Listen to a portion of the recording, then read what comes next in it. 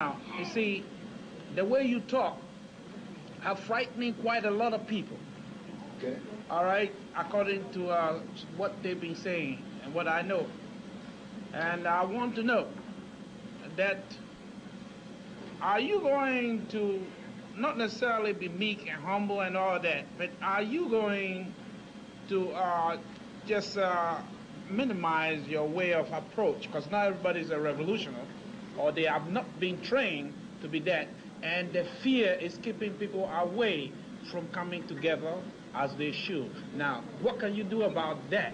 There's nothing I can do about that, because it's my firm belief that somebody has to be that. Everybody can't be mealy-mouthed. Everybody can't be compromising. Everybody can't tiptoe through the tulips. Everybody can't play politics. Everybody can't, if I haven't said it, compromise. Somebody has to be strong. I wouldn't have to be as strong as I am if I saw some others being strong like that. I could tone down, but I'm feeling such desperation to get the message out, to try to plant the seed in those who are strong enough that the walls of their heart, the walls of the uterus of their minds, metaphorically speaking, can hold that revolutionary life and not abort it. So I'm not looking for great crowds. Most of the great crowd, you can get a great crowd where 1 million will show up if you're compromising on the principle. If you're telling them, as I heard some rappers and some musicians say, I'm going to the Million Family March, they said. I went to the Million Man March, and I did too. And they said, I'm going to the Million Family March because this time is for everybody. So they were happy that white folks were being included. Damn it, I'll never have anything where the white man is included. Alton Maddox is not at the slave theater right now because Alton Maddox says that what I'm doing is for the African. What I'm doing is for the black man and black woman. No white folks, they came to the door, they tried to get in, they criticized him for having me there, everything. They tried to take him to court, and the old Negro judge out there that owned the slave theater ended up putting Attorney Maddox out because he wouldn't let white folks in. There must be some place where white folks can't come. Now, white folks, we can't keep them out of here. This is Harriet Tubman, this is school. If they came in here, if they can sit under the fire that I'll put on there behind, they're welcome. But when they come, I ain't changing nothing for them. If anything, it's going to get hotter and harder because I got examples to point to sitting in the audience. And I many times tune right in on them. Sitting right in the audience. Look at that old ugly beast sitting there outside. Look at the way he's squirming. White folks, I say, should never be able to come into a black revolutionary meeting and be comfortable. And be comfortable. They shouldn't be comfortable. They should be uncomfortable. So I'm that one. It closes doors in my face. It cuts back on money that could go in my pocket. It drives some women away from me. I've had some sisters I was trying to talk to, and they were really, I mean, I thought it was really, you know, something. We talking, and the sisters, none of those sisters, some of them, you know, one of the sisters is a singer in this city, a singer. That's all, I didn't say actor, I said a singer. And I thought we were going out, this is some few years back. I was all excited. I'd heard the girl sing. I thought we were going out, and as soon as we about to go out, she honestly, as God is my witness, said to me, I found out who you are, really. She said, I can't go out with you. She said, I'm not lying. She said, I might get killed if I go out with you. Do you want me to die with you? This is the truth. So, I mean, all of that is a part of it. I've been to Mecca 7 times. So you ain't got to wait for me to come back and tell you that I had no change of heart because some crackers over in Mecca. I've already been 7 times, and I'm harder on them every time I come back because I found racism in Mecca. So I ain't coming back telling you that I'm changed because of some crackers I saw in Mecca. I ain't gonna change because of no communist cracker, no socialist cracker, nor a soda cracker.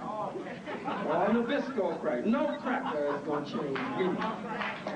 So, brother, if they stay away from me, they stay away. If the black nationalists, if the Pan-Africanists, if these other radical organizations, for certain reasons, pull back from me and I look up and they ain't with me no more, I don't give a damn. I love them still, but I keep on pushing because somebody has to hold the line.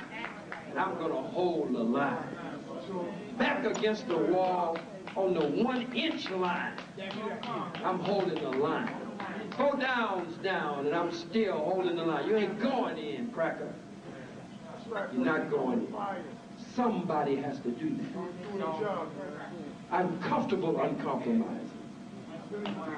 I understand I'm not going to be invited to this or that or the other. Somebody has to do it. And your children and your children's children will build on the legacy of the uncompromising legacy that I leave. Right. Watch. And some of them will condemn you for being around and being such damn cowards. Your own children will condemn you. You were with him? What did he say wrong?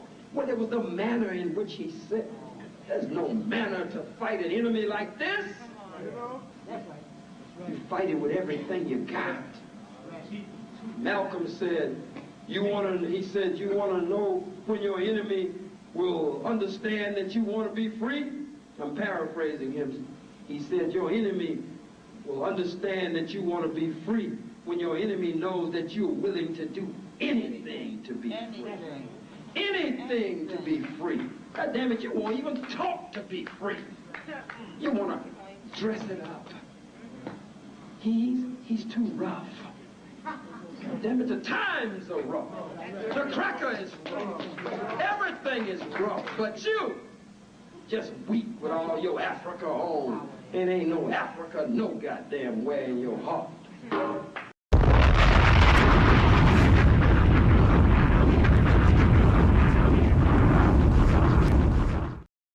Yeah. It gets no better than that. Woo! Khalid.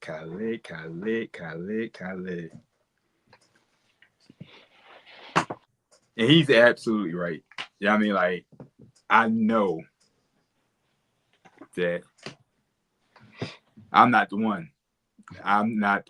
But I would never turn my back on him. I would never disown him. I would never talk bad about him. I would never, I mean, I just know I couldn't be that. I couldn't be him. Like, it just that I don't have the heart.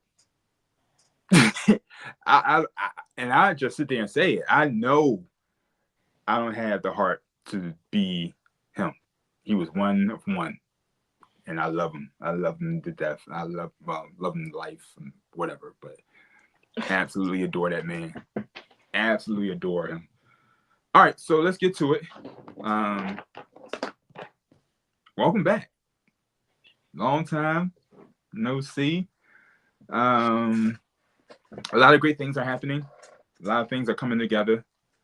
And I'm happy to be back. So peace and infinite blessings, family. Welcome to Journey to Be Ma'at, where you come and get your bi-weekly dose of personal growth from an African perspective. I am Farugh Ma'at, one of the many hosts of this dynamic show. And you are? Hi, I'm Nef Waters, the daughter of Farugh Ma'at. And yeah. I'm Noku Waco, and I'm the daughter of Farugh Ma'at. And our special guest today, what's your name? Sage Zawadi Waters. Sage Zawadi Waters. All right, good stuff. And this part of the show is where we pour verbal libation to the hundreds of millions known and unknown who sacrifice turning obstacles to opportunities, who strategize so we can be who we are and do what we do with a little less stress. We ask that you come and radiate your wisdom, your courage on us in this space as we continue your works and your purpose. And it's funny. This show dedicated to Malcolm X. Been really listening and reading about Malcolm X. We just went through a whole um, election, whatever, facade or charade or whatever you want to call it, circus, the election circus. And there's a lot of conversation about the candidates and politics and things of that nature. And every time I get in that space, I always revert back to Malcolm X and the speech, the Ballot or the Bullet speech from 1964. And it just kind of put me back in perspective and put me back in why I don't participate the way people think I should participate. And it's, even though I listen to it maybe 2 times a year, every time I listen to it, there is more jewels that I get from it. Brilliant man, another brilliant man with Khalid. And I am happy that I, at least, even if I don't have the heart or the courage to follow in their footsteps at that degree, but I am happy that they left a legacy for me to, continue their works the way, in my unique way, right? And maybe I will be part of the process of bringing in or ushering in another energy of that magnitude.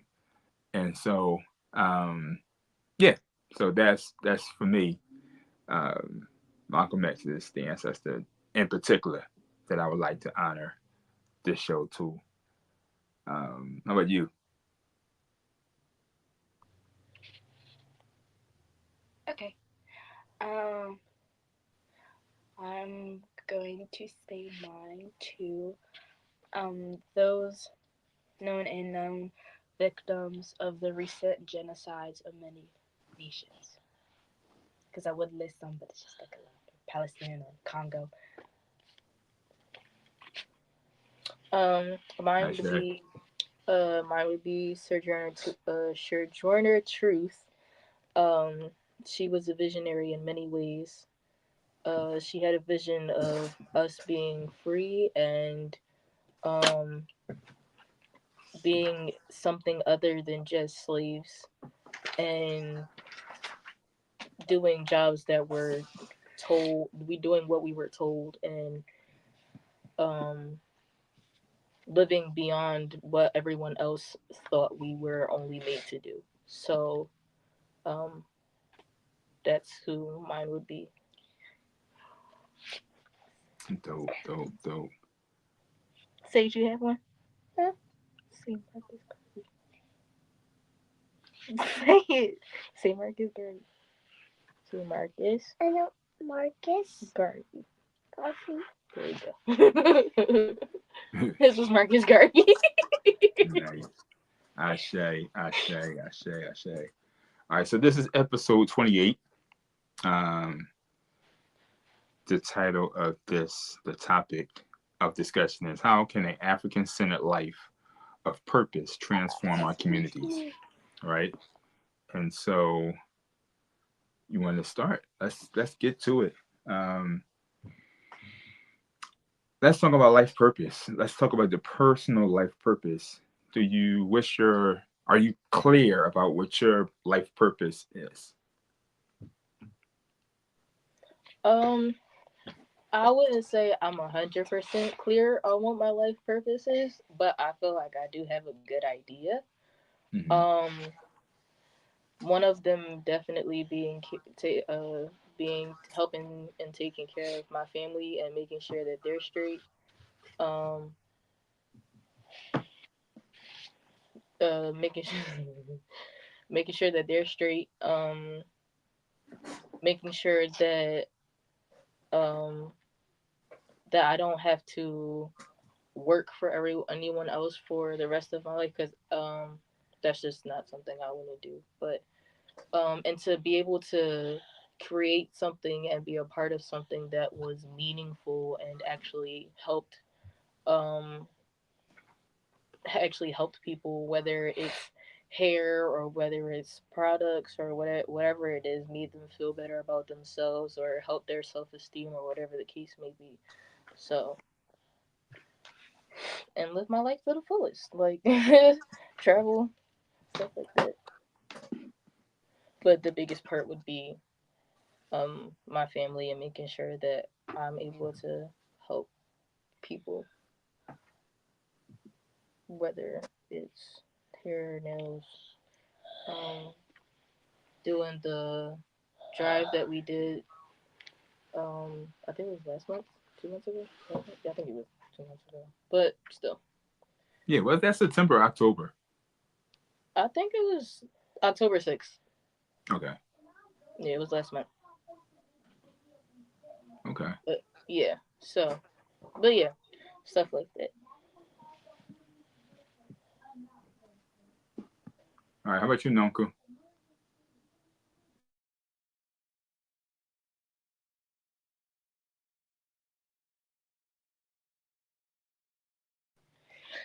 So my purpose, I don't know. Yeah, I don't know. I really want to be like an aide, so like medical help, which I'm starting pretty soon. I've already got a wall full of Oh yeah, her license and certificates. certifications. Um, but my goal is definitely to be an aide to help people, like literally save their lives, and make a big difference. Is my goal is to make a big difference in people's lives, and saving them is definitely gonna be one of the biggest. But even if it's something small as a fall or something, that can be really important to people. Um, but yeah, just being there to help people in a way that some can't is just my goal. But also to like, besides working for somebody else and being an EMT or paramedic, I also want to put my art um like throughout the world. So those are my goals. I'm not sure if it's my purpose, but definitely a goal. I feel like the EMT and like saving people's lives was definitely a purpose. Well, How I about you, mean, I'm, Sage? there's different stages. You know what I mean? So, like, you know, um, you can begin there, and that's not a bad place to start. Yeah, they like it's not a bad place to start. So that's cool. I mean, the thing is, we want to be clear on what that is. A lot of times, people create their reality by default, right? Because they're not intentional about it. They just doing what everybody else asks them to do, or do what people think they should be doing, and it's not their purpose, right? And so, what I really want to be communicated here tonight is that if people really be intentional, really clear about what it is that they want to do and what they was born here to do, and so we going to have this conversation to maybe spark someone's curiosity or get some tips and strategies to where they can uncover what their passion is, what their purpose is, what their life vision is, right? And so that is the purpose for this month. This is the topic for this month because, like I say, a lot of times people are just going with the okie doke. They just go on whatever what their parents want them to be and want them to do, or what the society told them what they should be doing. And you don't live.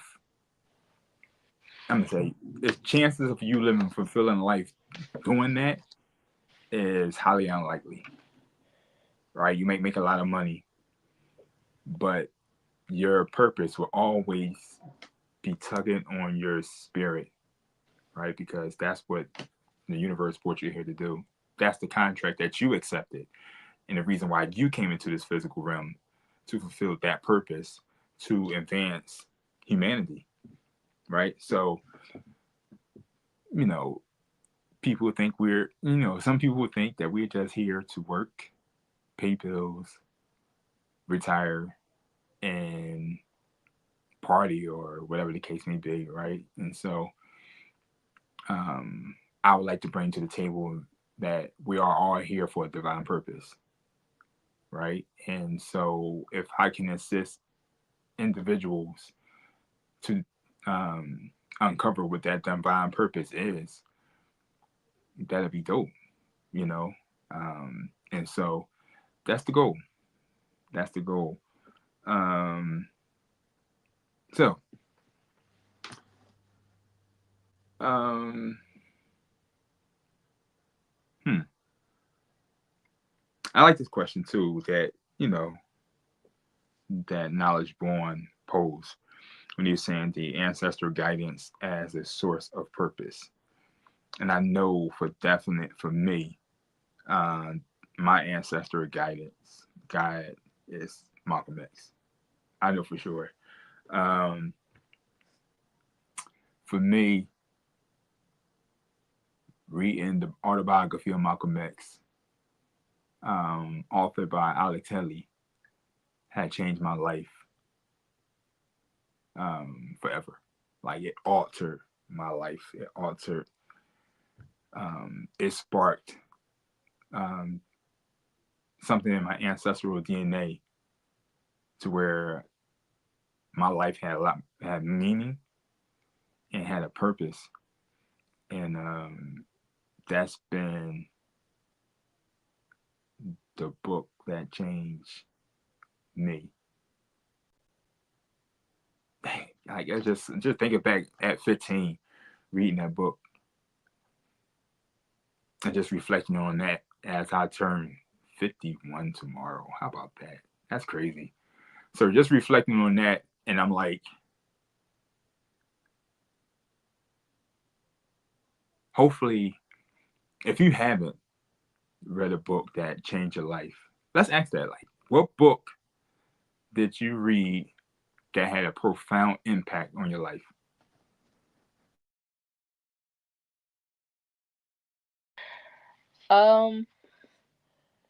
I wouldn't say that I have read enough. Well, I've read a lot of books, but I wouldn't say that I've read enough like autobiographies, which I am wanting to do more of.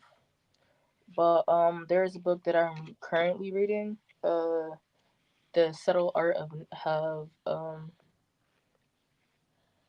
I can't say the whole thing because I Not to don't. give a darn.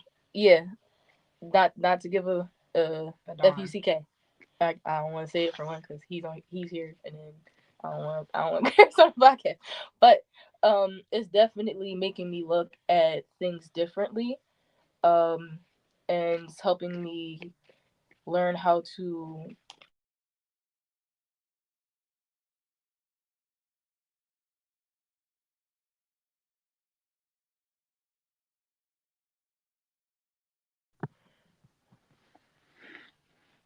Uh, sorry, that just threw me off. But yeah. So I thought I had this on Do Not Disturb. Book. Oh, okay.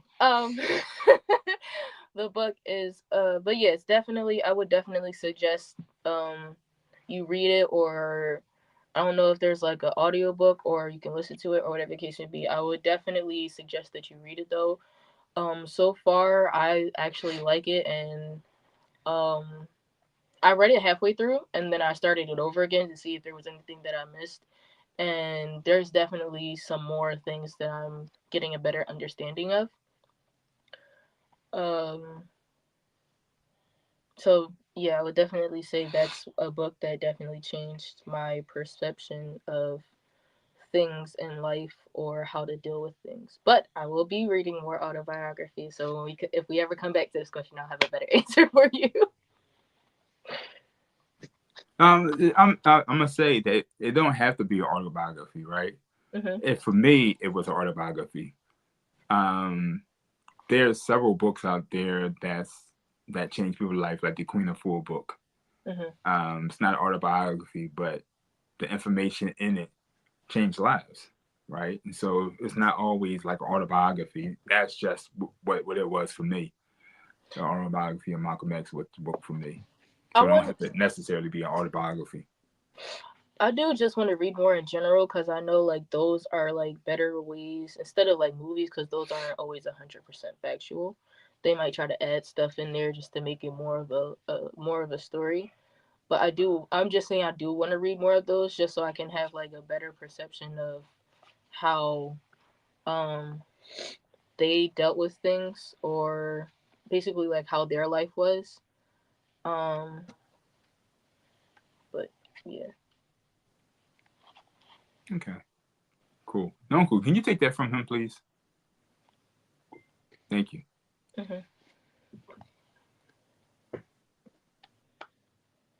Well, I don't read much. But one book that has changed my life is my EMT book.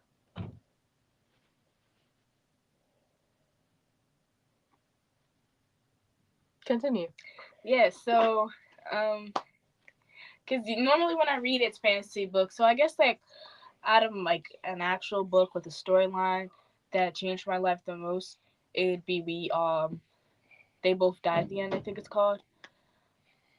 It made me appreciate life and just like it made me understand like in a young age like we could all die at one like in a few minutes. And, like what would you do those last few minutes or hours that you have left to live? So it made me appreciate life like a little more. But realistically, it's my ENT book. But no, I feel like that. Well, based off of what Dad said, I feel like that would be an okay choice too. Cause there was this one book that I read. It's called "Let Me Hear a Rhyme." It was by the same lady who wrote "Grown." That book changed my life. That was I had no business reading that. I told you not to read it, but it was still good. It was a good book. It was a good book. I just wouldn't suggest it for middle schoolers. I was in what 7th grade. Yeah, I wouldn't suggest it for middle schoolers. It's definitely a high school book. But the lady's name was Tiffany D. Jackson, and the book was called "Let Me Hear a Rhyme," and it honestly deepened my love for music. Because the whole storyline was based off of this kid who was trying to hustle money to help his mom and make sure that he would be able to get out of the hood, but we all know how that goes. It's very occasional that it works. So, he ended up getting caught up and sadly passed. So his friends and his sister were all trying to figure out what happened to him and what was going on. Stay right here. What happened to him and what's going on, and they ended up finding out that he was going to a music studio and was recording music and writing raps and stuff like that.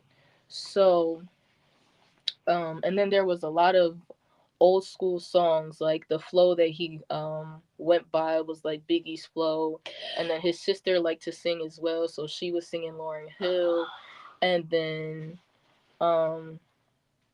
yeah, so if you love music, I would definitely say it's a good fictional book to read.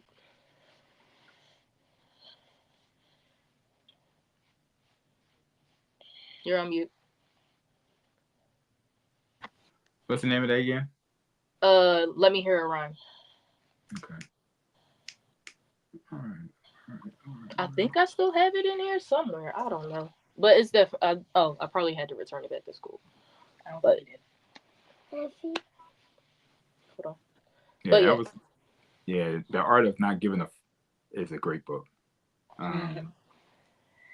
Yeah, I read it twice, and it definitely put things in perspective for me. Not really caring so much, I should say.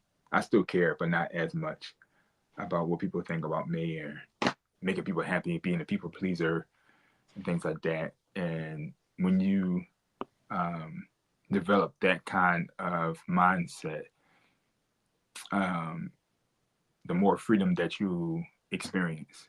right? Because you're not, because you're actually living the life that you want to live, as opposed to living a life that somebody crafted out for you, right? So you're able to live your authentic and be your authentic self, and so yeah, the fact that you are getting that at the age that you are is pretty dope. It makes me really proud. Um, that we have the relationship that we have, and that um, I had the courage to um, to allow y'all to have the freedom to experience different things and do certain things. You know what I mean? It's like some people would not let you read that book because they probably think it's too much for you. You know what I'm saying? Or you're too young um, to read a book like that. Um, but again, like I said, my job is to prepare you for the world that you're about to inherit. The world that you are about to inherit is um, not as friendly and as beautiful and as people try to make it seem. And especially for us as Africans, especially for you as African women. And so, I'm trying to prepare you the best way I know how. And so, you know, there we go. You know what I'm saying? So, um, yeah. So I mean, I guess that leads right into the next thing, topic. Pass it down purposeful practices to future generations. And so, the name of the show is The Journey to Be Ma'at. And so Ma'at is the standard in our household. It's the cultural code in our household, right? Also, the Ngozi Samba is the cultural code in our household as well. And I think with um, with that to be said, one of the principles that is really strong in this topic is Nia, the principle of Nia, right? Because you think about Nia, Nia is what? Unity. Huh? Unity. No. No. Oh no. So it's purpose, right? It's about purpose. And it's Yeah, about I knew it wasn't unity. I felt the need to say something. It's cool.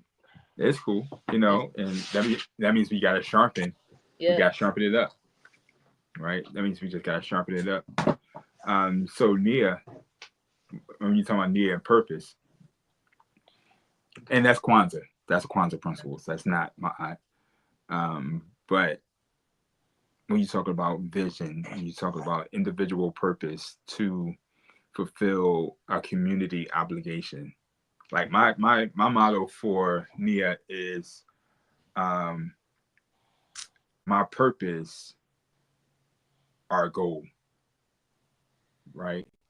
And so my purpose fits into the goal of my community, the goal of my people, the goal of Africa, right? And so I like when you were saying that your purpose, um, even though it's your personal purpose, is to do what it is that you're doing, but the bigger picture, not the bigger picture, but your piece of the puzzle is for the redemption of African people, to to unify our people, right? To raise the consciousness of our people. That's the bigger goal, right? And somehow we have to somehow, some way, for us to figure out, right? Because the Most High already knows, right? The Most High already knows. That's why, we're doing what we're doing. That's why that purpose is in our heart, and why we cannot ignore it, right? No matter how we try to drown it out with the day-to-day responsibilities and the day-to-day actions and everything else, we can't drown it out, because that's what we've been here. That's why we was put here to do. That's what we was put here to do. And so, and we would never have a fulfilling life. We would never feel the depths of joy unless we put that into work, right? And that's why you have some people who really are quote unquote successful and have millions and billions of dollars, and the world knows them and everything else, and they commit suicide. You know what I mean? And we're like, what the hell's wrong with them? Because they got everything, right? And a lot of people's eyes, they like, man, they got everything. They got the money, they got the fame, they had opportunities, they had everything. But they didn't have that joy. Mm-hmm. They didn't have that fulfillment. And so, I forgot where the hell that was going. I forgot where that was going. Oh, Nia, right? So, our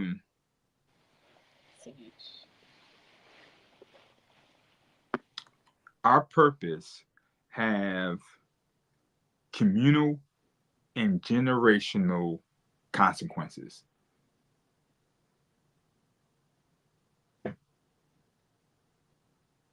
I'm sorry, say that one more time.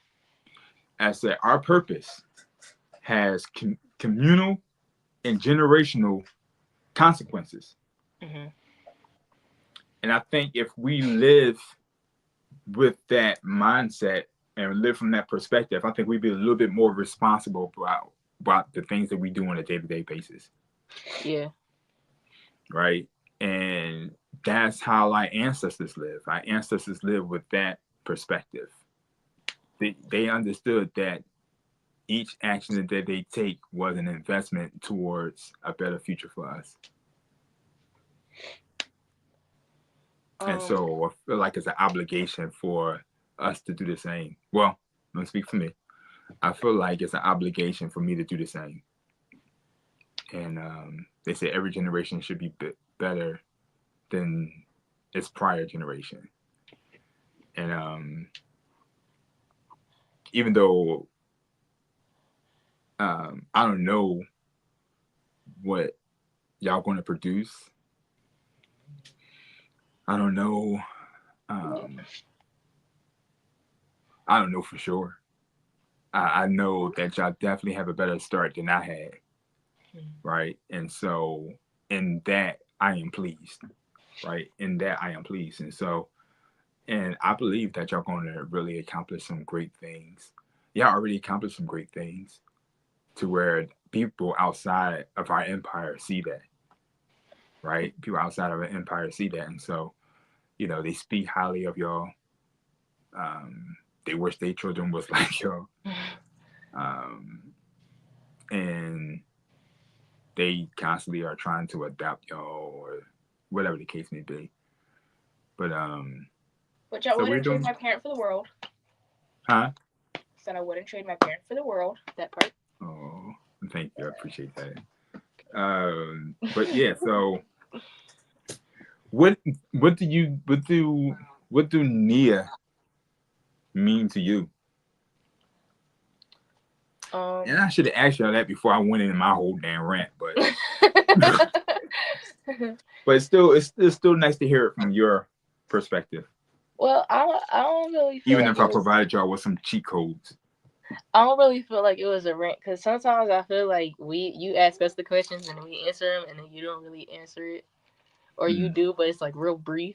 So It was nice to hear like your detailed answer. No, yeah, that's the daddy, the male conversation piece. And I'm so glad that y'all understand that as well, because some people look at the way men speak naturally as emotionless and as um, you know, not well thought out, just because the answers are so quick. Yeah, I mean, just because the answer is so short. But if they understood men's nature, they would understand that that's our love language. Yeah, I mean, our love language is to teach. Our love language is to be uh, direct action and direct speech, right? And so, yeah. All right, good. Your what does Nia mean to you? Um. Anyway, I feel like Nia means to me is I feel like part of it is finding your purpose, or at least starting a way of finding what your purpose is. Like, some people know what they want to do at very young age, and they might not know it yet, but that may be their purpose. So, but then they could also get derailed by a whole lot of different things. So I also feel like that goes hand in hand with finding who you are, and who you are as a, yeah, I'm also, I feel like that plays a part of finding who you are and who you are as a person, which that might take years for some people to do. Um, I'm currently still figuring out who I am as a person completely. Um, I just know that um, one of my matter whether if I have multiple purposes or I have one, I know that one of them is helping people, and uh, helping and taking care of people is definitely one of my purposes, or is my main purpose. Um, but I feel like the different experiences that I went through helped me find my purpose. As far as this munchkin over here who's been moving around the entire show, or her or the other siblings in the room, or whenever my dad got sick or he needed something or whatever the case may be, it was always no problem to help them, whether it was them whether it was them or somebody outside or whatever the case may be. I never had a problem with helping them, whether I knew or not for a fact that they was gonna help me back, or if they was gonna be there when I needed them. Um, which I'm still learning to to figure out. Um, so I feel like, to reiterate the answer, I feel like um I'm tired. I'm tired. So you're about to go to bed. Yeah, let him go to bed. Yeah, he's go whatever. Um, um yeah, that's I feel like I lost my train of thought, so you can go ahead and answer. Yeah, well, Being extremely difficult today. it's basic. That's basic. My thing is basically what Nephi said. I like helping people. Well, first off, Nia to me means also, like, besides purpose, it also for me it's fulfillment, because you can always like feel like your purpose is something. And I'll be back. oh, bye bye. Say goodnight. Okay, I can you can always feel like your purpose is one thing, but not feel fulfilled by that. And so for me, I get fulfilled by knowing that, like, at the end of the day, I helped that person in a big part of their life. And so that's where I got, like, my EMT idea from that, and also like caring for people's health. because I always find it interesting, like how easily you could get sick, or how the breeze and the wind could make you struggle to breathe. It's always been like so diabolical to me. So that's where I feel like my purpose came. But I have to see if it's fulfilling, because if not, then it might not be my true purpose. And that's something I want to comment on as well. Um, your purpose is multifaceted, right? It's never. I ain't gonna say never because I don't know, but not most times. It's not just one thing, right? It's multi-layered, right? Mm-hmm. And it's all yeah, it's multi-layered, right? And so, and you constantly, and I think with life, you never really know who you are, right? It's a constant unfolding. It's a constant revealing, right? Because this life experiences, experiences, interaction, engagements, always shifts, bring something else out of you, right? It's just like one elder told me that you don't pick the books pick you, right? And so I believe that. I believe that the books choose you to awaken or help you remember something that you're supposed to be doing, right? It's like I know damn well that I didn't purposely pick Malcolm X. I didn't even know who the hell he was.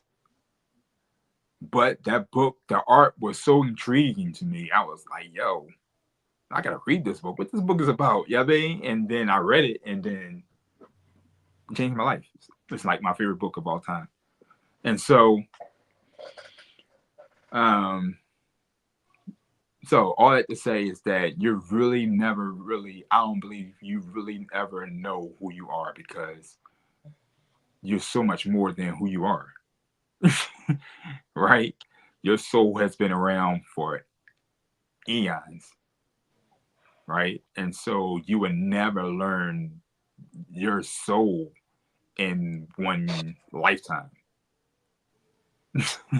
right? So as you learn a part of your soul's journey, something else, you're creating something else, you're developing something else. You know what I mean? So it's like you're never, ever will ever understand the fullness of your purpose. You never really will understand who you are.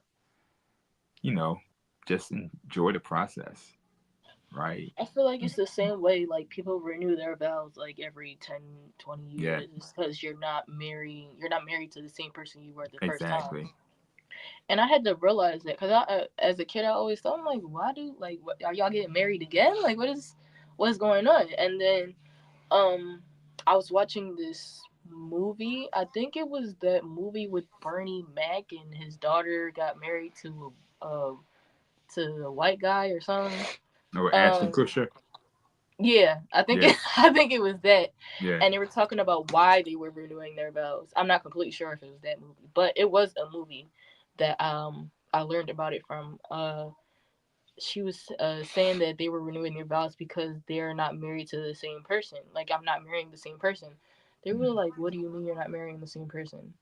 Like, this is the same person." He was like, "No, they're not the same person. They have evolved into another person. They have been through experiences that made them um into a new or better and new, and for the most cases better people.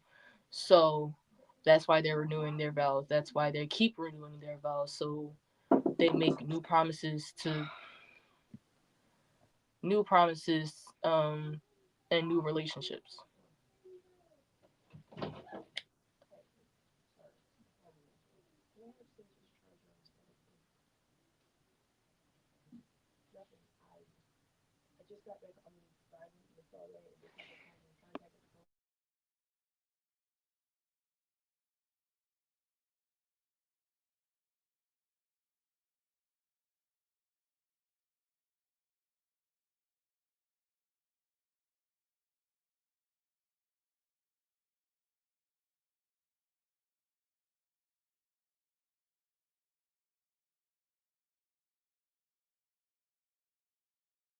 Keep going with the conversation. Oh, Keep okay. filling. Yeah, okay, thank you. All right. All right. But yeah, that's definitely that's a definitely reason why I agree with um what was being said about you're never gonna find out who you completely are, because there's been past lives that you have lived through. There's a present life that you are now going through and living, and then there's future lives that you will soon live after you have passed on from this life. So It's also you lessons. different life lessons, different life experiences, and things of those matters. So I felt like the best example of what he was saying that I would be able to articulate would be the marriage vows, and how you're never every time you renew your vows, you're remarrying a new person. Whether it might be the same physical person, or maybe It they might might not. not be. They could lose weight, they could gain weight, they could accidents happen. You could be married to a fully functioning person the first time, and the next time there could be a car accident. They could Mm, be paralyzed from the waist down, neck down, whatever the case may be. But you love them through all of those experiences. So they're obviously not the same person. So um yeah, it's just all right. So yeah, it's cool. Definitely that's definitely why I felt like the best example would be for the marriage vows. but that's a great point. I I often have conversations with people. I'm like, you're they the same. They have the same body, but they're not the same person, right? Um, yeah, it's the spirit is not the same, right? The consciousness is not the same, and so you're making a commitment to the new um, the new level, or um, hmm, the newly involved spirit, the newly involved soul, right? And so, and um, I don't want this to become a relationship conversation, but that's a really good point, and it's like people don't take for granted what love is. Love is a test of endurance. Love is a choice. And a lot of times people just get picked, they get so caught up into the feelings of it that they confuse the feelings with what love actually is. And then trying to compare to why the people of the yesteryears stayed together so long. They stayed together so long because they understood what love is. They knew what love was. I'm making a conscious choice every day to stay with this person. It's a commitment. And now we're so programmed and so conditioned to our feelings, um, that if the moment that we don't feel right, that's enough for us to say, you know what, we're done. And I'm so grateful that I don't have that. I'm so grateful that I understand and it was able to experience what love is. And so it's pretty dope. Um, yeah, I love love. Y'all know that. I love love. I could talk about love all day long. Time check. It is currently 8:14. 8:14. Okay, we're doing good time. what do you think is? Oh, you know what? I never said what my vision was. See? I never said what my vision was. All right, and so I am clear. I'm in the position to be clear, right? I've been here long enough, right? So, yeah, I mean, and even with that, it's still there's still room for refinement, right? There's always room for refinement, and I'm cool with that. But right now, as of now, my life vision is that I want to live a life. Now, I want to live a lifestyle that is autonomous and self-sustaining. Can you repeat that? I want to live a lifestyle that is autonomous and self-sustaining. Autonomous. What's that? Okay. Self-governing. Okay. Self-rule. To where I make my own laws, I make my own choices, I live the way I want to live without asking for permission to be able to do stuff, you know. And that was my biggest issue with this whole, people are like trying to tell me to pick what master that I want to have. And I'm like, I don't want a fucking master. That's the whole point. You know what I mean? I don't care if, quote unquote, the master is nicer or the master look like me or whatever the case may be. I don't want a fucking master. So there's no point in me voting, right? If my issues is that I want autonomy over government, right?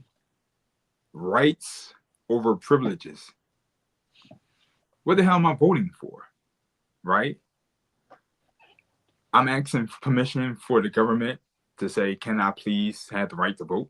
Can I please not, can I please have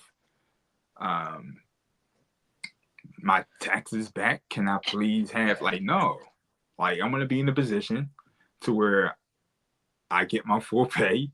I want to be in a position to where I don't have to pay taxes if I don't want to, right? Right now, you're made to do that because, we are in this environment. So, yeah, so I'm not. So I participated in the game or whatever the case may be, but I did vote, independent, and so it's good. Like you still.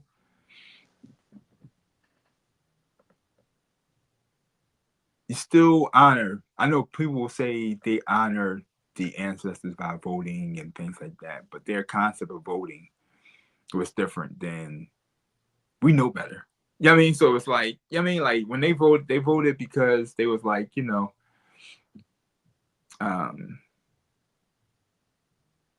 they believe that it's gonna make a change. They believe that their vote count. They really, really believe that their vote counted. And and so I don't know. What you think about that? Like, what y'all think? Because I have this. That's a step for me, right? That was a huge step for me because I did Democrat forever because that's all I knew, right? This is all my, all my peers told me to do it. My family told me to do it. This is the first year I really stepped out and was like, I'm not doing it that way no more, right? It's like, I'm gonna do it this way. I mean, what y'all think about that? Like, I wrote in my own candidate, went through the process, and I felt good about it. I felt good that I wasn't you know, I don't know. What do you think?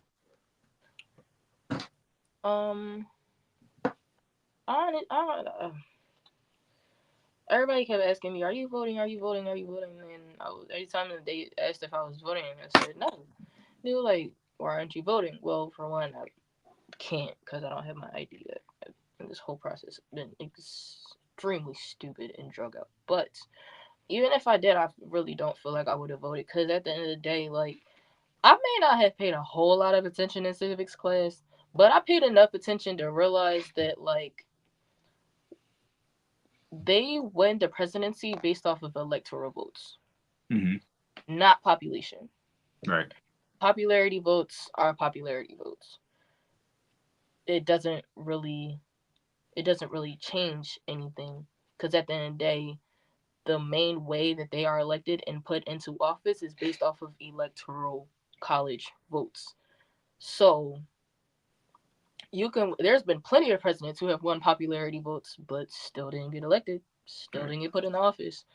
So Which I think it was this time too, because I'm pretty sure it was. if you scrolled anywhere, it was always Kamala Harris, but then Donald Trump won office. I was like, Donald Trump won the 270 votes that he needed to win in order to be elected, which is why he won the election.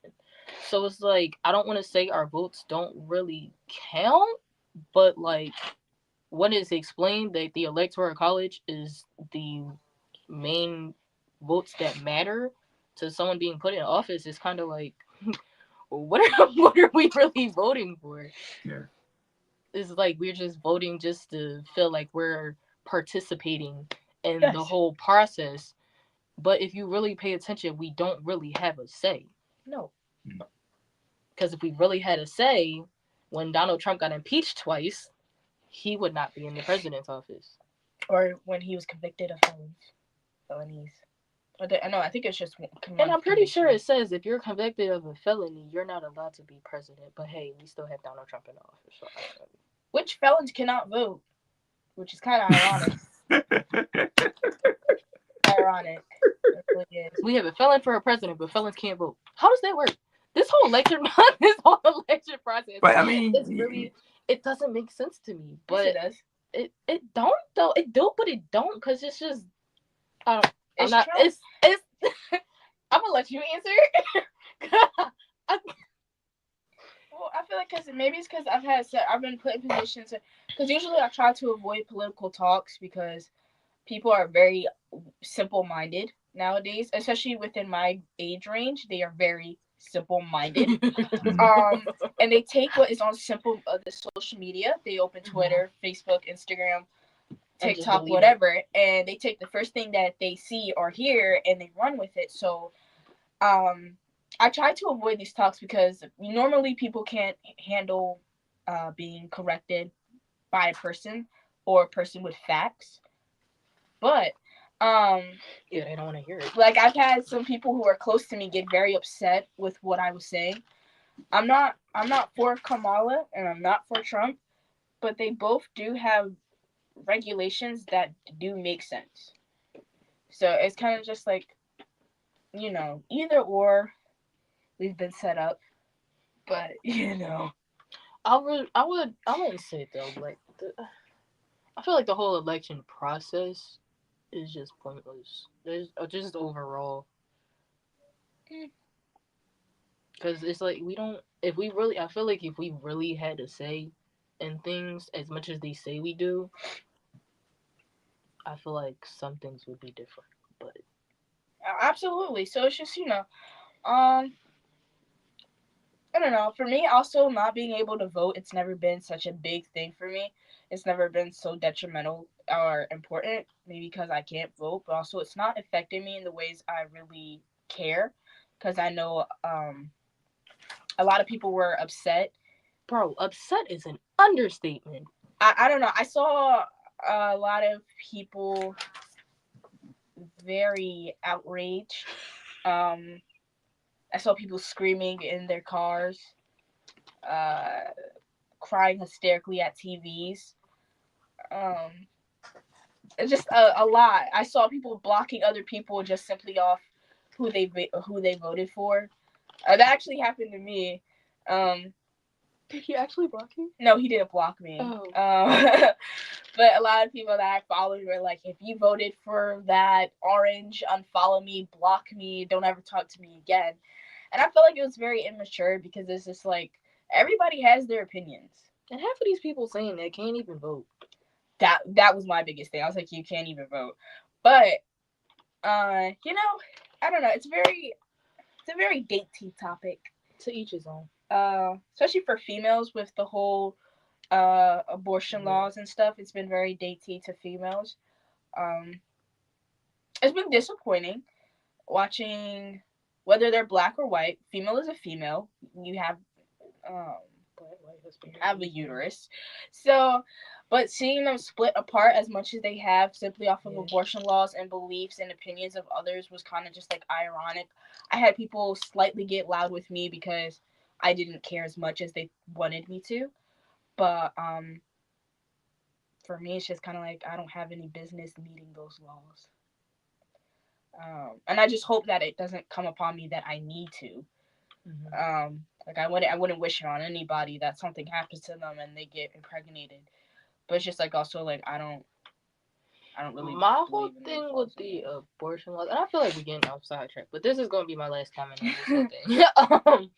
My whole thing with the abortion laws is no, I don't feel like it directly affects me because me personally and morally, I could never abort my child. That's just me.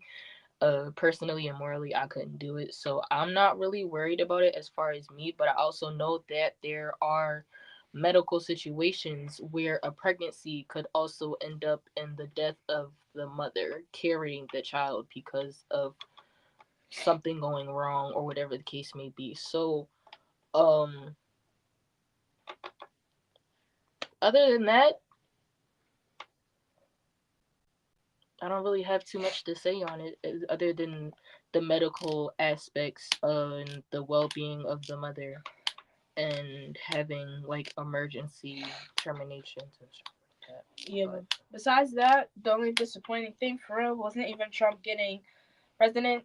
Be realistic with yourself, but also just how divided people got.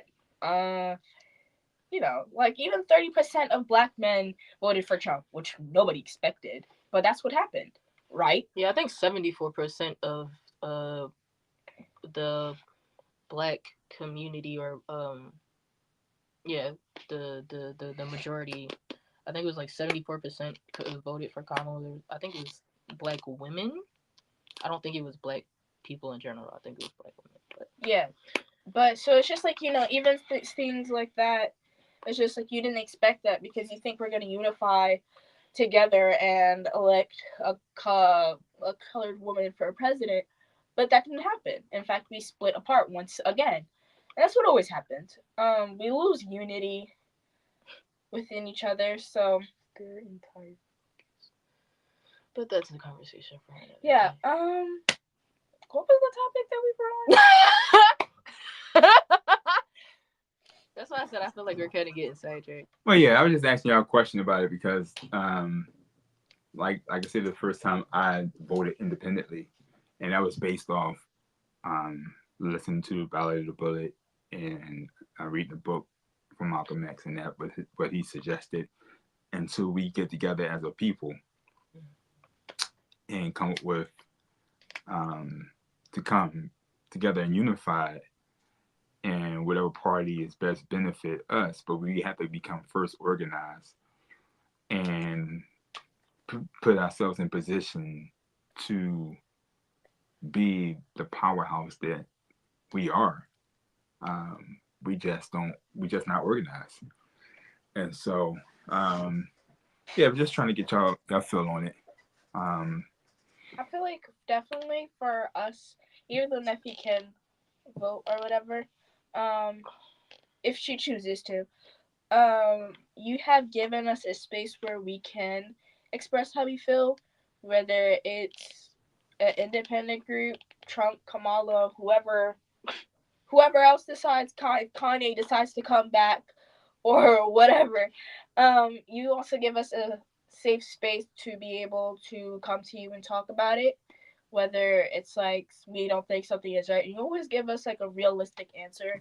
It's not like Whether we like it or not. yeah, whether we like it or not.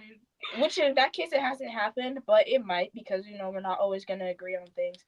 But it's always been a safe place to feel free to like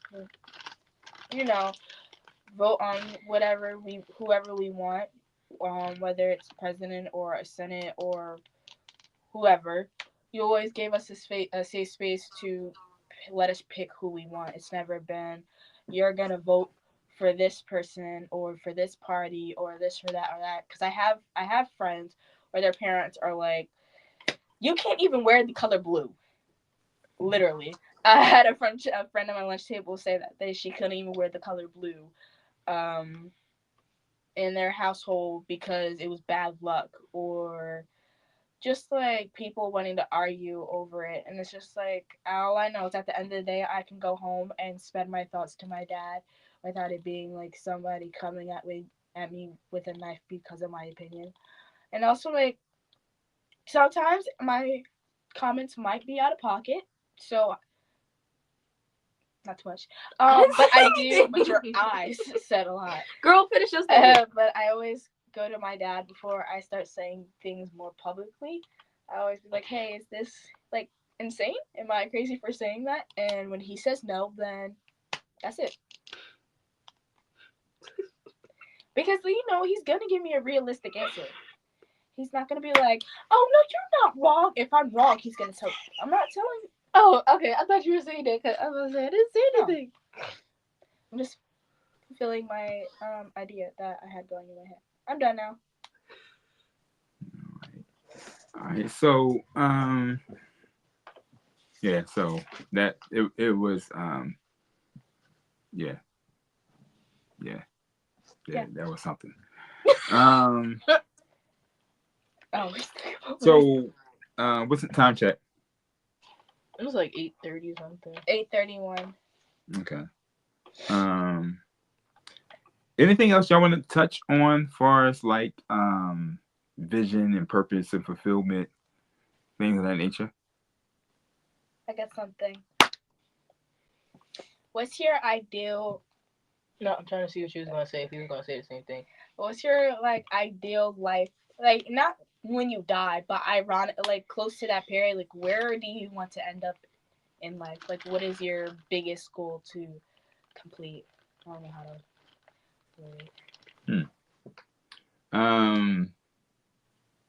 I don't think about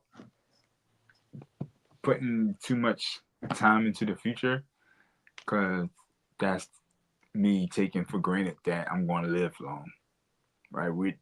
Tomorrow's not promised to anyone, right? So you want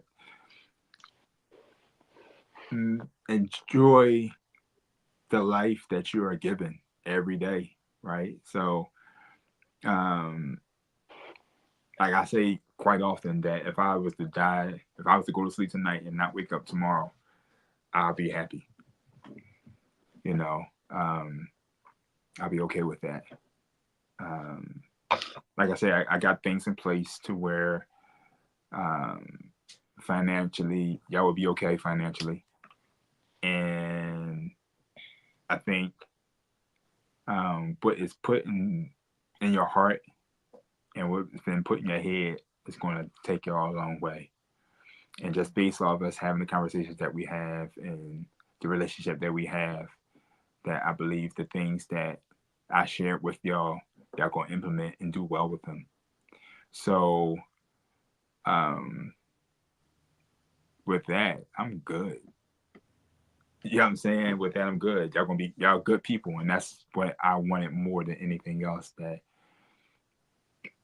I'll be part of the process of bringing morally a person with morals, people with value, people that with compassion to the world, and kind of balance the world out. Because there's a lot of people out there that's really selfish. There's a lot of people out there that's taking advantage of people, and I didn't want to contribute to that. I wanted to contribute to the alternative, and I believe I did that. And so,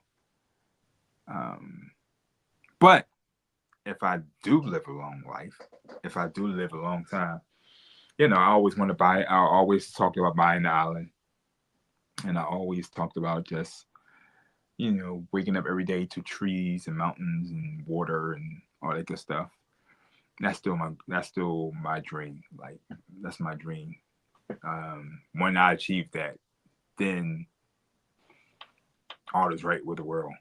You know what I'm saying? Like that's you know, um, yeah, that's the ultimate goal. To be able to have my island and to have y'all come over or live, whatever y'all prefer, but to have y'all there and have family functions there and be autonomous, right? When you have your own island, you can do what the fuck you want, right? So that's the goal. Right? That's the goal for me. And so yeah, yeah, that's the move. I only have to be by myself. If I can get a group of people to agree, people that I love, to say, you know what, we're gonna come together, save our money, put our money together, we're gonna buy an island. You know what I mean? I don't have to own it myself, but I do want to be with people, a community of people that's in love with freedom. Mm-hmm. That's in love, just in love with freedom. And so that'd be dope. To wake up every morning to the sunrise and on the beach, and all I see is mountains and water and sand, and palm trees would be nice. But yeah, just to wake up to that every morning would be dope. Do yoga on the beach. Yeah, that'd be dope. That'd be dope. So yeah, that those two things right there mean that's everything. They could keep the cars and the Bugattis and all that shit. They can have all that shit. Just give me my freedom and give me my family, and I'm good.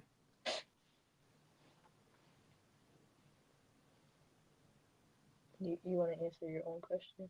Oh, I was gonna go last because it's my question, so you can go. So, what is our vision? Yeah, like where do you see yourself like living? Well, because that already. Like where do you see yourself living? Or like what goals? Like finishing, like yes. settling down at for like good. Sure. Somewhere warm. Cause this cold, I can't do it. Baby, what cold?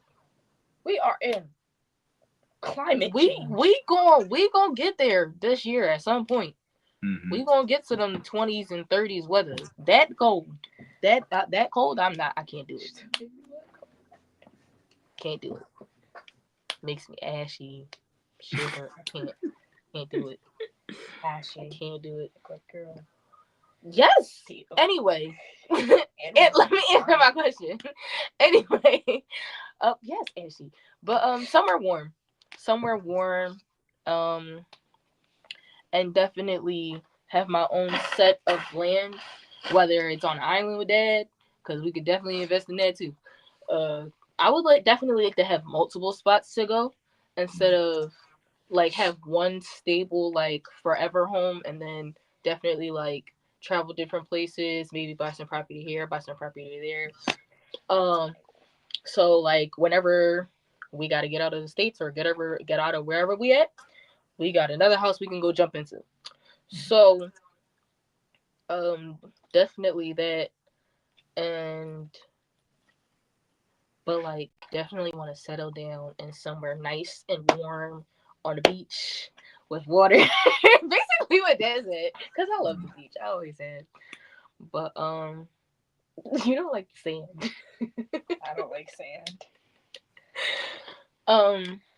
But yeah, whether it's there or I could, if it don't have to be like an island, I would prefer it to be. But if not, I could definitely do like Oregon too. Yes, it's very peaceful there. I love Oregon. Somewhere nice and peaceful. With my family, of course. It doesn't even have to be blood family. It can be people that I have brought into my family and called family. I know we're going to Oregon, so have my businesses running themselves, stuff like that. I'm gonna definitely adjust it. Some it's probably gonna get bigger, or some the vision probably gonna get bigger, or I don't know. But that's my right now vision. Yeah, it get bigger. I mean, like it get bigger, then it gets smaller again. Mm-hmm. That's how it works. Okay, boom, my turn. So, if I live, knowing the choices that I have made for myself, I live. My goal is to be rich and have real estate in certain places, like Nef said. Part. I want a bunch of real estate in a bunch of different places, and I want to wind up on either my own island, like with my dad, or small little like village town, and somewhere tropical, so like the Caribbeans or a Spanish-speaking country like Honduras. Or Spain. Or Barcelona. somewhere I can put my language to use. Somewhere I can put my language to use, obviously, because I'm gonna be fluent by then. So definitely have some properties there. Have some in Europe, UK, Canada. I'm not sure about America. I'm gonna own like one small condo. The way their houses be, it'd be like, but yeah, that's my goal, and I don't want to wind up living in any of the houses that I post on real estate because I don't. And I also want to buy a boat or like a plane, one of the each, a boat or a plane, because like then you can really travel like wherever you want, whenever you want. So, and if you really need to, you can get up and go and sail across the world if you really, really need to. Would I suggest it? No. But if you need to, or you can sail coastal. So, whatever. Point is, if the world ends like 2012, I got my plane. I got my plane, start flying over things. If not, then oops. But yeah, and I'm a big happy family. My question was, like, let's say I want to say around the age of like 10, 11. Where did y'all see yourselves being at the age that y'all are now?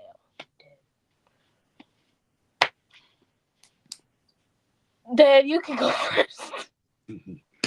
10? 10, 11, 12. You have more of an age range to go by. Yeah. Live your life. I didn't have big dreams.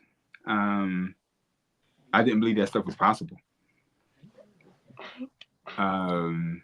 So I was definitely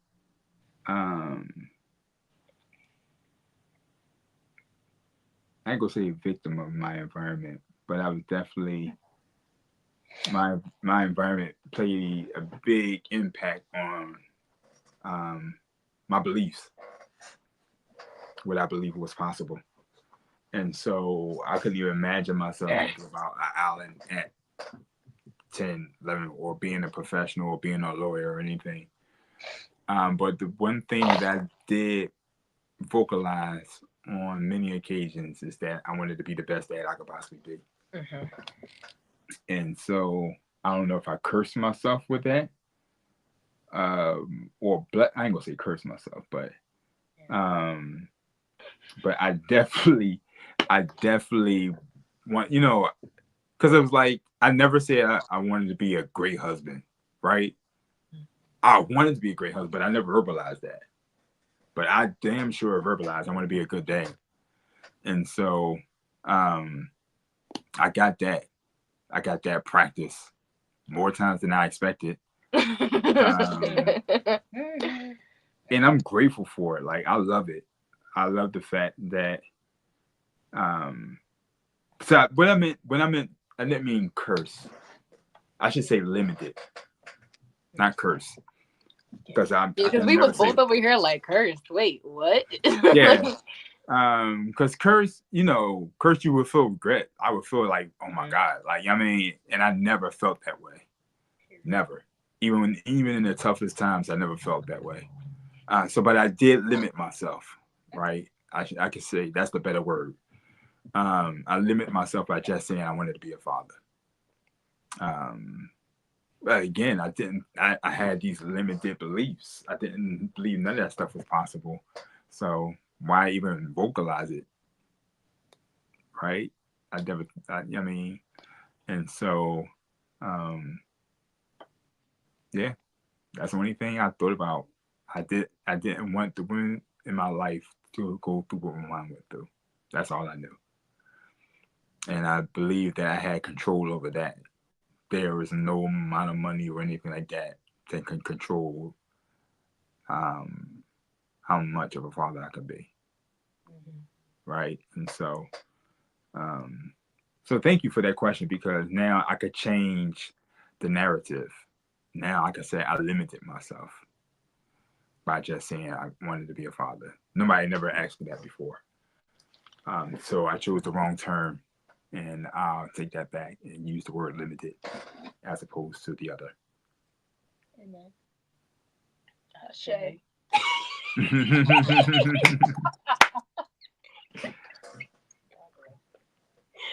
Your turn. I saw myself in 11 years. I had no idea. I didn't see past a couple. Just like the living state we were in at that time, I wasn't sure that I was going to see a future. As ironic as it is, right? A child so full of life didn't see a long-term life. So, yeah, there's like. That's why I tried to keep the number low, because I know, like, you only 16. Yeah, I'm gonna say that's not too recent, not till like last 2-3 years did I really think about my future. It was kind of just like, damn, I'm gonna survive another week. Like, it was more like a day by day, week by week. It wasn't even so sure that we were gonna see till next month. So, but I always saw myself like wanting to help people that were injured, because I was always injured. Ironically, it was like every new week I had a new sprain, a new bruise, flipping down the stairs, skating down the stairs, trying to skateboard down the stairs in the house, doing backflips and my knees landing in my face. It was always something crazy. She was very accident prone as a child. So I always found myself helping people who did things like that. It was bad. Because it's like sometimes I had to do it myself, because my mom's like, hey, if you do this is all on you, and I would still do it. And so that played a part into me not being able to see how long I live, because I'm like, man, if I keep going down this route, who knows what's gonna happen. Skateboarding down a hill with no shoes, breaking on my toes. Like, it was crazy. It was crazy. So I always found myself helping other people, which I'm now pursuing. So, I would go back further than 10, 11, 12, because that was like the roughest years of my entire life. And I don't think it couldn't get any rougher than it was then. Through whatever. Yours would be like 11, 12. Yeah, so I'm going to go back to the age of 9. I stopped myself doing special effects makeup. That was one of my big things. Like, I always watched Face Off and The Walking Dead, because I was always like, once I learned they weren't real and that was makeup, I got fantasized by it. So I was like, oh my god, like, that's makeup. And then I started watching movies, and I'm just like, that's makeup. Like, that's not real. And so that's why I started watching too many horror movies, because I was like, it's not real. It's makeup. It did scare me still. Yeah, but that sparked an interest. So those were my 2 main goals. I don't do special effects makeup as much as I used to. In fact, I don't do it at all. I can though. I still have the ability to do it, but that's hard. Simply because I want to pursue being a EMT and paramedic. Got to show my rewards again because that's my biggest achievement lately. But yeah, that's it. Those years were not the good years. Your turn.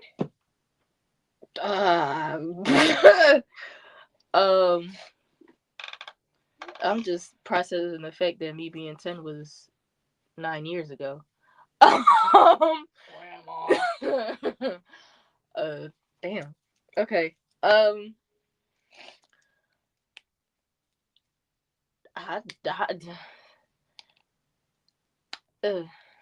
don't know.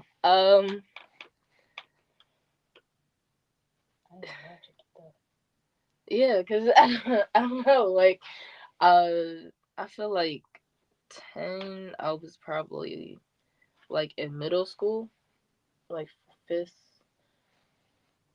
grade. So I was about to be in middle school.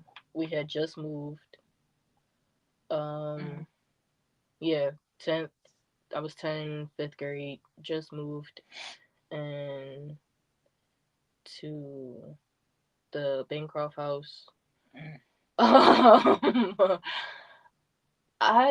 was getting bullied a lot, so I was honestly just living day by day. Yep. Like it was to one point where like I would literally cry to my mom like I don't want to go to school tomorrow. She was like, why? She was like, I was like, because they're bullying me, and she still made me go to school.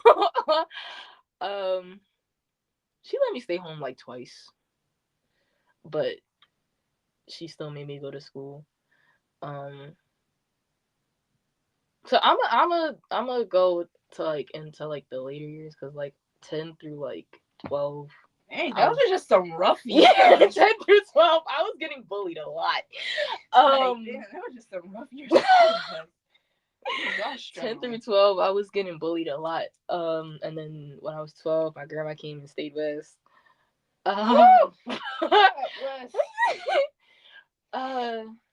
So here's some tough cookies. Up until like the age of like 16, 17, I didn't really have like a big dream. Like I knew that there had to be something more to life than just being, just I didn't know what it was, but I knew there had to be something more to life than the situation we were in at that moment. So I always tried to like keep my head up and try to have faith that that it was gonna get better, which it did. It took some time, but it did eventually get better. So I'm gonna say like around the age of like 12, 13, because that's when I started like getting into hair actually and like really started liking hair. I didn't know how far I was gonna go with it, but I knew that I knew that I liked doing it.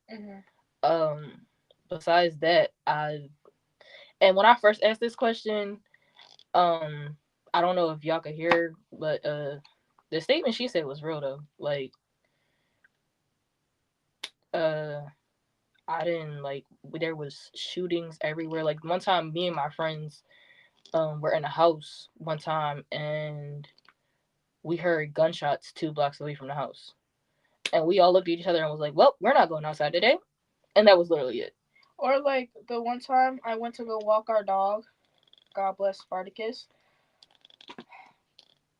But I went to go walk our dog and he refused to walk out the door. I was confused on why, but I guess he sensed it because literally as I'm trying to push him out the door, the like 5 houses down from our house, there was a shootout. And it was simply just like, I literally would have got out the house and walked directly down that street. She would have been a few blocks down from where it happened if he went outside with her. Like I would have been like right in the middle of it. And it was just like, dang. Well, Spartacus, looks like you're not going to walk today. So, which is sad. And then even when we was living in the Chester house, dude, I know you remember that house. Whew. It was a shooting outside. Like we ended up like this one time there was shooting outside, and mom grabbed us and like put us under the table. Like it's so. And then they got to the point where we're sitting there eating dinner and there was a shootout and we just looked up and I was like, put our head back down and kept eating. Like, it's sad how natural it became, but don't do that around me now. And then starting to lose people due to gun violence and stuff like that. I honestly didn't know how far I was gonna get in life. Like everyone was passing at 15, 16, sometimes even 14. So I honestly didn't know how far I was going to go, how far I was going to get. Like, getting in trouble with the cops. Getting in trouble with cops, going to jail. Like, I will say that I didn't think that I was going to be where I'm at now. Over here. Yeah. I definitely didn't think we was going to be... Well, I was going to be, because this is my perspective, but I definitely didn't think I was going to be here. Graduating high school, graduating hair school. Don't you dare start. I honestly wasn't sure if I was gonna make it to high school. Like it was a lot.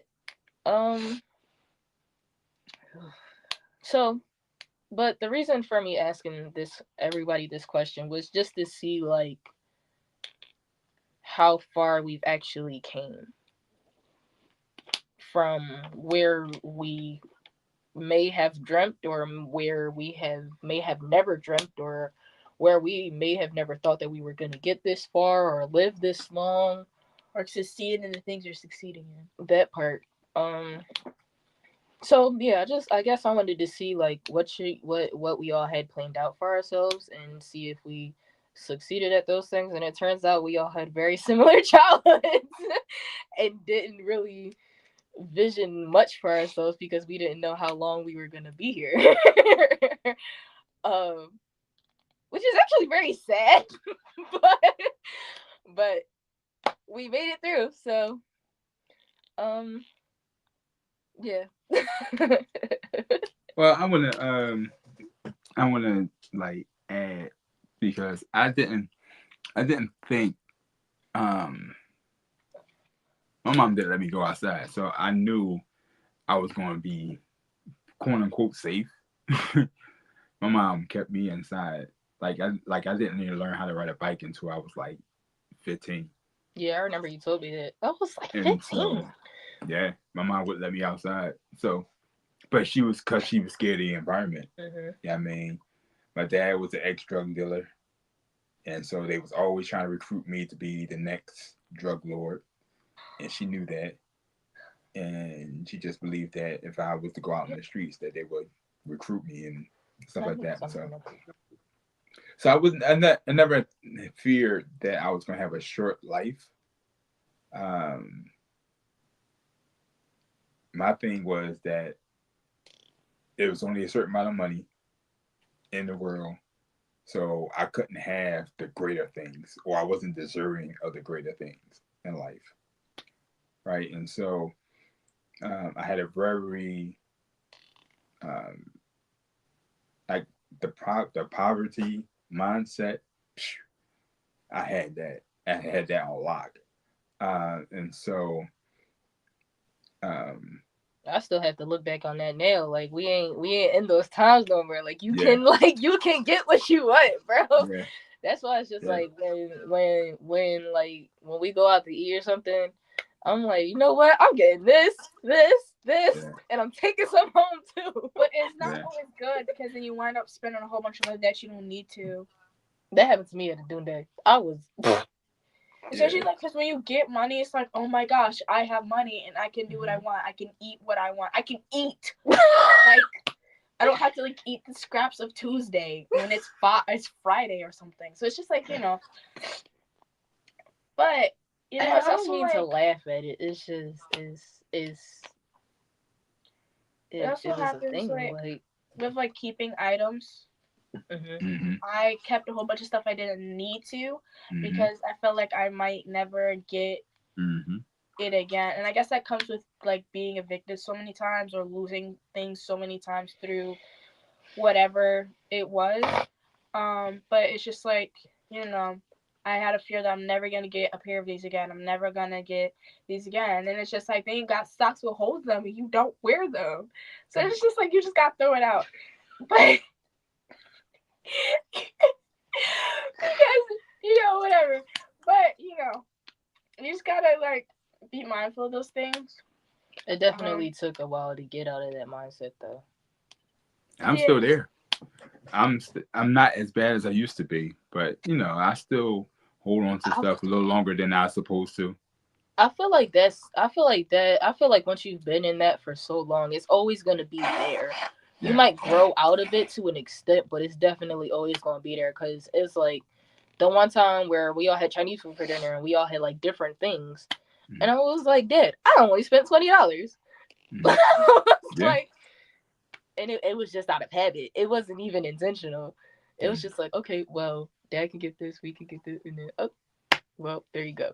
Well, I mean, that's part of like being frugal too. That's how the rich stay rich. So, you see like the what's the ball? The Gates of the world and the Apple guy. What's the Apple guy name? Jobs. Yeah. So you see Steve Jobs, you see them guys, and they wear like a black T-shirt and blue jeans and white sneakers, right? Yes. Mm-hmm. And they worth billions. They could easily go out there and get them flip flops and jeans basketball shirts and the T-shirt. You know what I mean? Adam Sandler. So they're frugal. So there's a balance, right? There's a balance, and there's healing in splurging, right? Especially when you didn't have. It's like you have to have that experience to where you had the extreme lack, and so now you have to have the extreme abundance. That's the kind of balance it out. So the key of it is that you don't have too many splurges to where you back where you started from. Yeah. Right? So but I can proudly say I've gotten the hand of that, and my bank account has not gone below a certain number for a certain amount of months, and I feel very accomplished with that. There you go. Time check. Time check is almost 9:00. It is 9:00. It's 9:01. So we're going to chime this down. This is a great conversation. I think it's a great build up for the next show. The next show we're going to actually, I said I will tell you. The next show we're going to be breaking down strategies on how to live a life of intention. We're going to have a step-by-step way you can live an intentional lifestyle, because that's what it all boils down to, right? It all boils down to being very intentional on how to live the life that you want to live. To live the life you desire and deserve. And so that's the goal, right? But your reality, the sum of your life is based on your decisions. We have to make better decisions, right? And so next show, we will be sharing strategies and tips on how to actually manifest that, right? So you definitely don't want to miss the next show. Hopefully everybody be here. God willing, everybody will be here. And yeah, it's going to be a fun show. Because that's the thing. We talk about the vision. We talk about the ideal self. We talk about the dreams and ambitions and things like that. And now we got that out the way. Now we have a clear vision what it is that we want. Now it's time to put the strategies in place to manifest them. So that's what we're going to do on the next show, a step-by-step way of achieving those things. So any last words, any closing statements, any calls to action? God bless and live life to the fullest with purpose.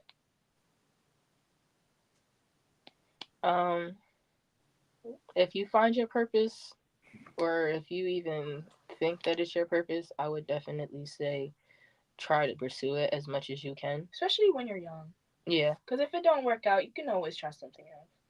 And young doesn't have to be a teenage. It could be like 20, 30. And don't be afraid to invest in yourself. I like that.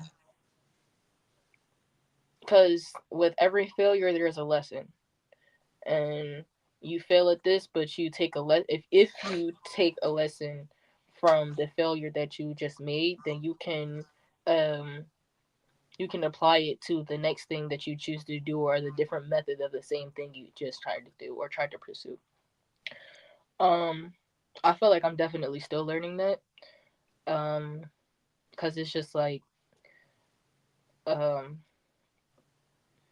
I've gotten I'm still like my dad said, like still in that mindset. Like I'm still in that mindset, and I don't like I don't like spending big amounts of money. But I had to realize, like, in order to make money, you have to spend money. So I had to spend money to buy the hair supplies and stuff to do people's hair in order to make that money back. So yeah, don't be afraid to invest in yourself, because at the end of the day, I wouldn't say everything is an investment, but it also depends on how you perceive it. So that's my closing statement. Cool. Good. So there's the term they use: scared money don't make money. Scared money don't make money.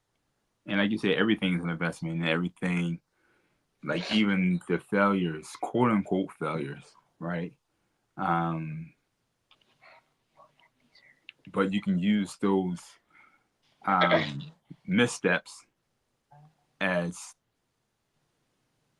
building blocks, right? I mean, it's like there are opportunities for growth if used correctly, right? And so that's how I look at them. I look at them as tools of redirection. You know, like, oh, that didn't work. All right, so let me try this one, or let me try a little bit more of sugar as opposed to, honey or something. You know what I mean? So it's redirecting you back to where you're supposed to be, and so that's pretty dope. So that's a great lesson to be applying to your toolkit for success.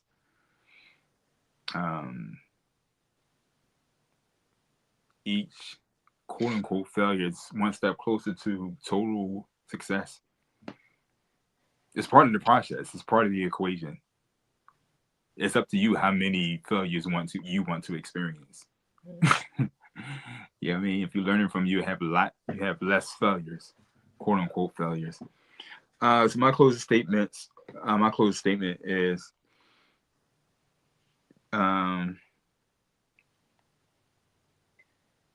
to live a life well lived, you have to master the ability to organize your daily activities towards your life vision.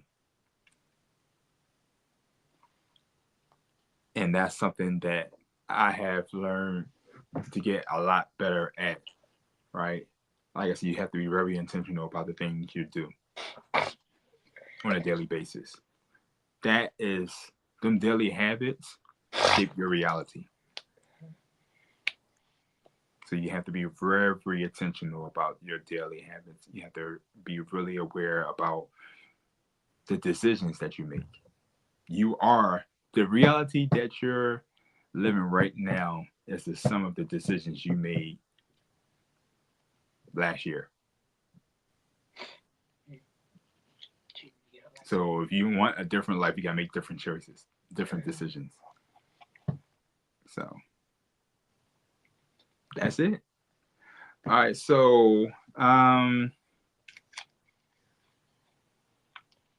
tired. I'm sleepy. So we're gonna close out. I appreciate y'all. I know y'all see my eyes are like real chinky. Yeah, I seen you leaning back in that chair when we was talking. Yeah, man, I'm tired. That's that getting up 3 o'clock in the morning stuff. But oh man, see, he's on it. He's on it. So we'll see you. What's the date? The next one? Yeah, so it would be. What's today? It's the 11th today. The 11th. 11 plus 7 is 18 plus another 7 to the 25th. You could have just looked at the calendar. Oh, yeah. Well, either way, it's the 25th, so I was right. To the 25th. All right, so we'll see y'all on the 25th.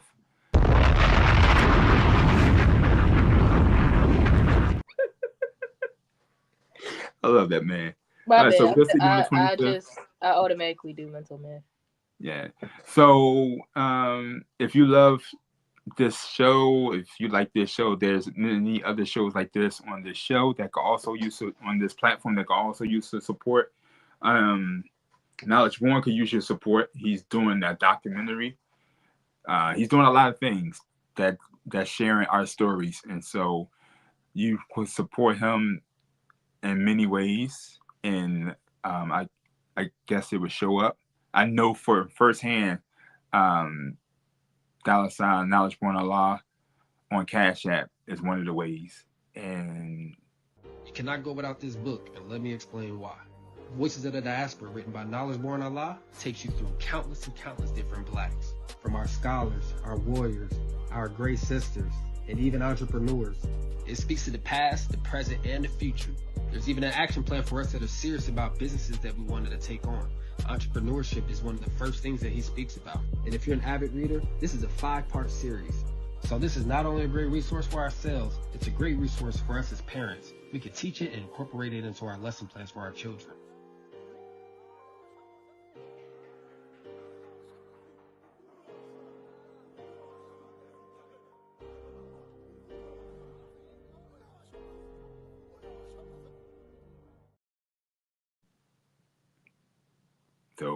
Dope. Yeah.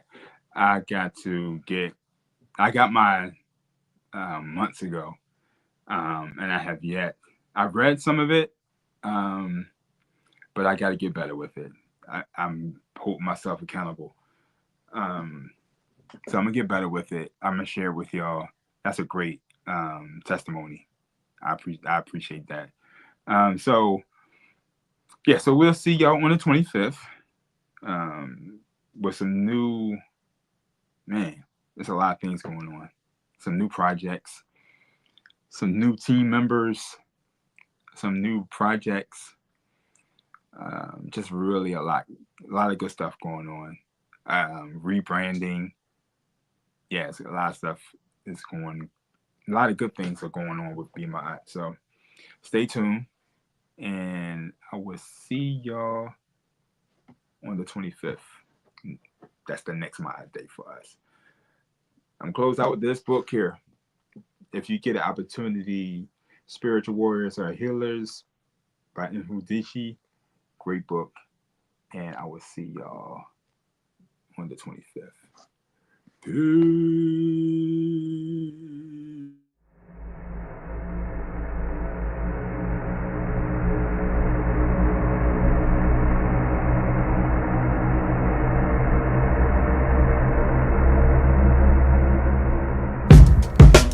So my homie called me and say, Ty, I know you down there with all that foolishness going on.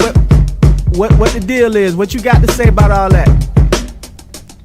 I said, I've been saying the same thing since the late 80s, early 90s, all the way to now. You know, as far as Africans, where Garvey went wrong at, y'all, where his plan was wrong at. You know? But as far as me and my family, they ain't touching us. Roosters in the front, check. Goats in the back, check. Shrines on point, my crew is on track. Okay. A Joshe on my chest, my nation repack. And cracker tried, I lay them all flat. I say roosters in the front, check. Goats in the back, check. Shrines on point, my crew is on track. Okay. A Joshe on my chest, my nation repack. And cracker tried, I lay them all flat. Hey. G-O-D, emotions is stable. My DNA derived from the cradle. Got proof, no spoof flukes or fables told. I hold rank, invaders I disable. Soon as my mans drop, heads rock. Go against my grain, buddy, you bet not. Behold, the grand wizard of the wizardry had them where they was kissing me once, now they dissing me. Really? Once, I would've went haywire. St. Elmo's firing on the entire crew for everything they do. Prior to the present mind state I acquired, way higher. Now I know better, so I grow better and do better. Whether endeavors are beneficial or not, turn ills to new hot records. Hold up, y'all must have forgot. Give me a second, y'all. Roosters in the front, check. Goats in the back, check. Shrines on point, my crew is on track. Okay. A Joshe on my chest, my nation repack. And cracker tried, I lay 'em all flat. I say it. Roosters in the front, check. Goats in the back, check. Shrines on point, my crew is on track. Okay. A Joshe on my chest, my nation repack. And cracker tried, I lay 'em all flat. Hey. The Lord of the Lords used the ball till I fall. Then I pause for the cause and about face.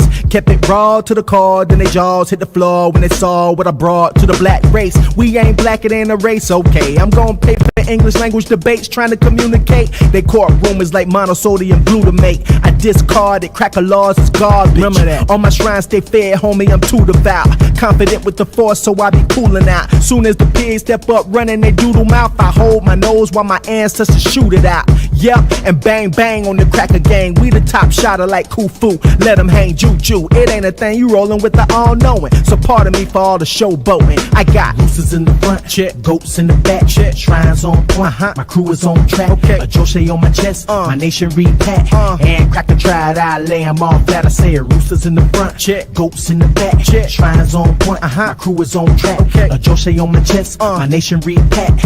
And cracker tried, I lay 'em all flat. Hey.